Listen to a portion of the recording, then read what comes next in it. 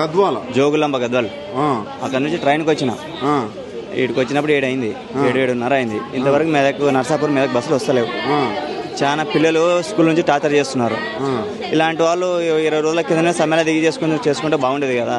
ఇలాంటి ప్రభుత్వం చాలా ఇబ్బంది పెడుతున్నాను. ఎట్లా రేవంత్ రెడ్డి వచ్చి రేవంత్ పాలనే వద్దన్న. ఈ ఫ్రీ బస్ వద్దు, పినాయిల్ తాగేది నీళ్ళు అవసరమా? అంత బాధ అవుతుంది. అంత బాధ కాదు, పిల్లలకి టార్చర్ చేస్తున్నాడు. ఏడ్చి మేము నర్సాపూర్ మీదకి వెళ్ళాలి.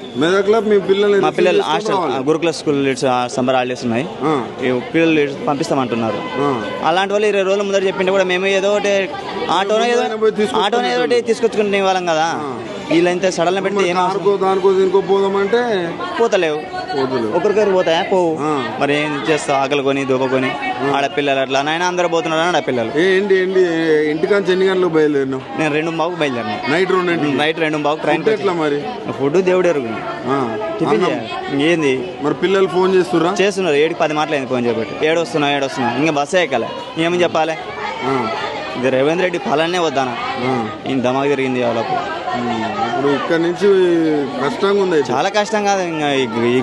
మరి 32 హామీలు ఇచ్చిన వాళ్ళ హామీలు వద్దు. 30 అది ఎందుకు తీరిస్తేనే మేము బస్సులు తీస్తామంటారు వాళ్ళు. అవునా? కరెక్టే. తీర్చే అవకాశం ఉందా వాళ్ళకి? తీర్చేది వాళ్ళు మాట్లాడుకోవాలి తర్వాత. కానీ పిల్లల్ని ఇబ్బంది చేస్తున్నారు కదా. ఎండలకు కసిపిసి అవుతుంది, చక్రం వస్తుంది, చాలా ఇబ్బంది అవుతుంది. ఇది ఇదే ఒక 10 రోజుల ముందరని చెప్పి కూడా మేము ఏదో ఒకటి మార్గం చేసుకునే వాళ్ళం కదా. ట్రైన్కి వచ్చిన బస్సు పోవాలి. ఏం చేస్తావు చెప్పు? మళ్ళీ రిటర్న్ కూడా పోవడానికి లేదు కదా. సరే పిల్లలు నాకనే ఉండకోకుండా విడిచిపెట్టిపోదామంటే లేదు పరిస్థితి. ఇటు ఇంటికి వేయటం లేదు, ఇక్కడ పిల్లలు పెట్టలేదు. మరి పరిస్థితి ఏం చెప్తారు రేవంత్ రెడ్డికి? ఏమి చెబుతుండ ఆయన చెప్పే మాట తప్పుడు మాటలు. ఆయన ఏంది చెప్తున్నాడు? పొద్దుకో మాట పూటకో మాట. కేసీఆర్ వాడు మనిషి అయితే ఫ్రీ బస్సెస్ అన్ని క్యాన్సిల్ చేయాలి. క్యాన్సిల్ చేసేసి ఓన్లీ ఓల్డ్ లేడీస్ కోసం 50కి పైన నెలకు 6,000 మిగులుతున్నాయి. ఎక్కడ మిగులుతున్నాయి?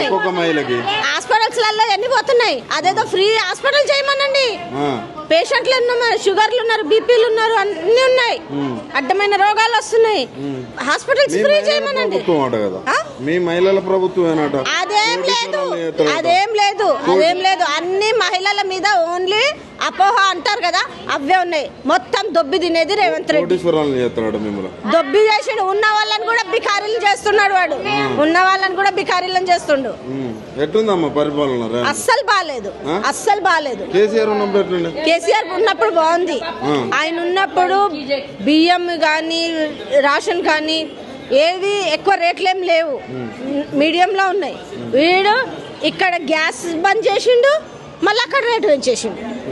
ఇక్కడ తగ్గించిండు, అక్కడ పెంచేసిండు.